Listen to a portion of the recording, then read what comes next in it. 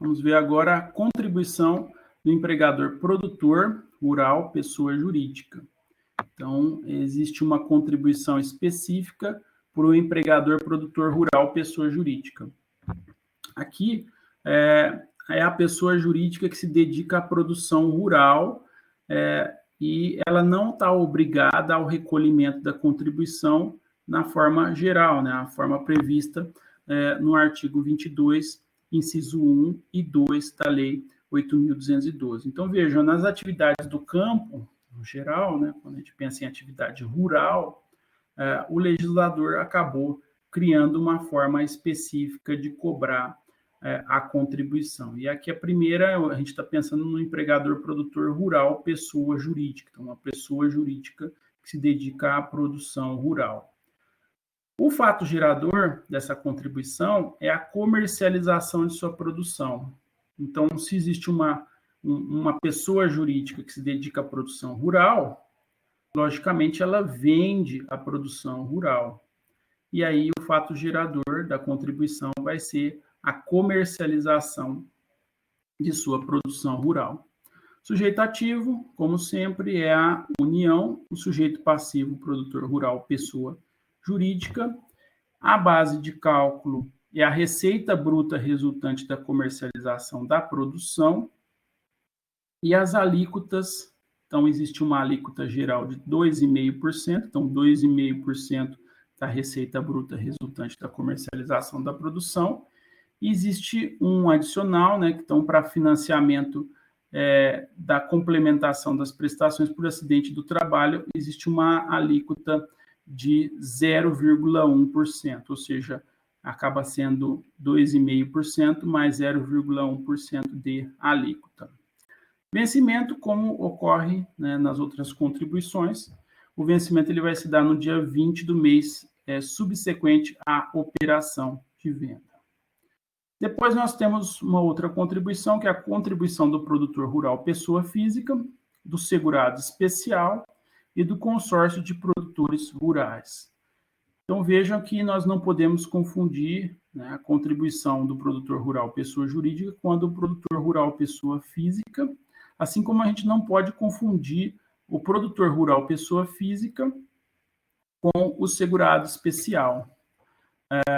O produtor rural pessoa física, ele seria aquela pessoa física que tem uma propriedade rural e ela realiza uma atividade nessa propriedade rural e essa atividade ela não se confunde com aquela atividade do segurado especial, porque o segurado especial ele trabalha em regime de economia familiar, né, sem contratar empregados de forma permanente. Enquanto o produtor rural pessoa física, ele pode contratar empregados de forma permanente, ele pode ter uma área rural bem grande, né? Quando a gente pensa em economia familiar, que é o segurado especial, logicamente a gente está pensando numa pequena propriedade rural. A gente poderia até estar associando o segurado especial aí com o que a gente conhece normalmente de agricultura familiar. Então, é distinto o produtor rural pessoa física do segurado especial.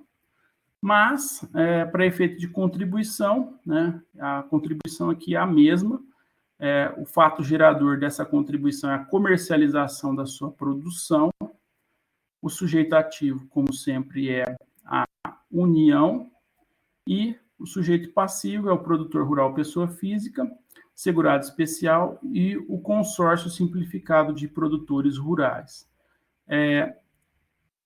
Entretanto, a contribuição será recolhida pelo adquirente, né, o consumidor ou o consignatário.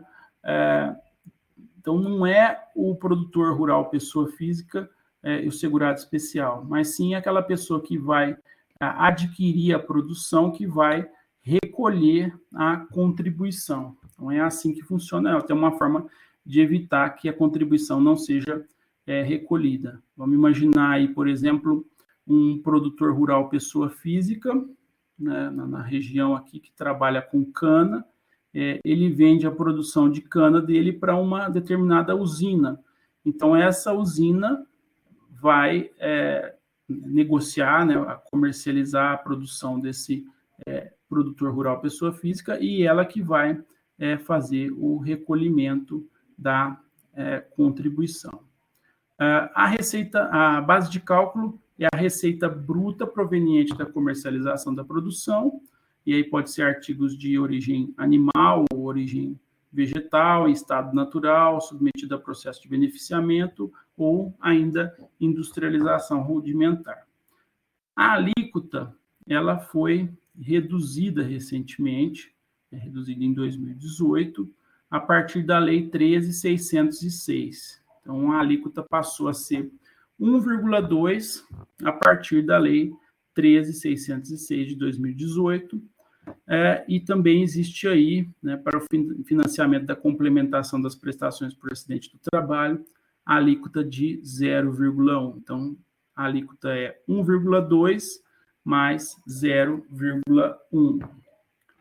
Essa contribuição também foi questionada e, em repercussão geral, a gente tem o RE 718-874 do Rio Grande do Sul, foi fixada a seguinte tese: é constitucional, formal e materialmente a contribuição social do empregador rural, pessoa física, instituída pela Lei 10.256/01, incidente sobre a receita bruta obtida com a comercialização de sua produção. O vencimento é no dia 20 do mês subsequente ao da operação de venda ou consignação da produção rural. Depois a gente tem outra contribuição, que é a contribuição da agroindústria. Contribuição da agroindústria. A lei, então, ela vai, logicamente, definir o que é uma agroindústria. E a definição é que a agroindústria, o produtor rural, pessoa jurídica, cuja atividade econômica seja a industrialização de produção própria ou de produção própria e adquirida de terceiros. Então, essa contribuição também vai substituir aquelas contribuições dos incisos 1 e 2 do artigo 22. Então, é sempre uma constante. Quando a gente está trabalhando, pensando na atividade rural, o fato gerador é sempre a comercialização da produção. Então, é uma forma da gente gravar como que se dá na atividade rural o fato gerador. Sempre a comercialização da produção. O sujeito ativo é a União, o sujeito passivo é a agroindústria, e a base de cálculo é a receita bruta proveniente da comercialização da produção, e receita bruta, no caso, é o valor total da receita proveniente da comercialização da produção própria e da adquirida de terceiros, industrializada ou não. Então, veja, aqui se admite que haja aquisição de produção de terceiros, né? Então, se eu imaginar uma agroindústria, essa agroindústria tem uma produção, ela tem uma produção que é própria e tem uma produção de terceiros. Aí a produção de terceiros ela vai comprar, aí a produção própria ela manda para a indústria, e lá, né, esse produto rural ele vai ser objeto de industrialização, né? A alíquota é 2,5%, e para financiamento de aposentadoria especial existe também um acréscimo, uma outra alíquota de 0,1%, então é 2,5% e mais 0,1%. E aí a gente encerra essas contribuições relacionadas com a área rural e passamos a falar sobre a contribuição do empregador doméstico. Então, existe contribuição do empregador doméstico e existe, logicamente, a contribuição do empregado doméstico. Nós vamos analisar aqui só o lado patronal. Se analisarmos a Lei 8.212, que está relacionada aí com o direito previdenciário, há uma definição de empregador doméstico. Empregador doméstico seria a pessoa ou família que admite a seu serviço, sem finalidade lucrativa, um empregado doméstico. Também existe na lei o conceito de empregado doméstico. Seria aquele que presta serviço de natureza contínua à pessoa ou família no âmbito residencial desta em atividades sem fins lucrativos. Apesar dessa definição, o que acontece? Houve a edição da Lei Complementar 150, em 2015, e essa Lei Complementar 150 trouxe um conceito de empregado doméstico. Então, essa lei, na realidade, ela está mais relacionada com o direito do trabalho, mas ela trouxe o conceito de empregado doméstico, que é aquele que presta serviço de forma contínua, subordinada, onerosa e pessoal à pessoa ou à família no âmbito residencial destas por mais de 2 dias por semana. Então, esse conceito, que é um conceito trabalhista, ele vai se aplicar ao direito previdenciário. E vejam, é importante observar que a atividade do empregado doméstico ela vai estar limitada ao âmbito residencial, ao âmbito residencial do seu empregador, sem finalidade lucrativa. Então, se eu imaginar um médico e ele tem uma empregada e essa empregada trabalha na casa dele, trabalha no consultório, a gente não está aí diante de um empregado doméstico porque tem uma parte aí do trabalho que está sendo realizado no consultório com finalidade lucrativa. O fato gerador é simplesmente o pagamento de remuneração ao empregado doméstico a seu serviço. Sujeito ativo, como em todas as contribuições, a União. Sujeito passivo, o empregador doméstico.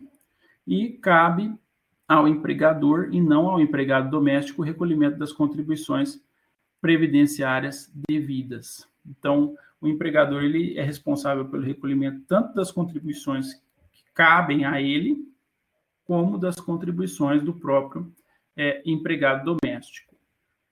A base de cálculo é o salário de contribuição do empregado doméstico. A alíquota ela é um pouco diferente do que a gente tem visto em contribuições previdenciárias, é uma alíquota de 8%, que veio a partir da Lei Complementar 150 de 2015. Essa lei, a gente sabe, né, ela instituiu um regime unificado de pagamento de tributos, contribuições e outros encargos atribuídos ao empregador doméstico, além de ter incluído o FGTS. Então, o empregado doméstico foi incluído no sistema do FGTS.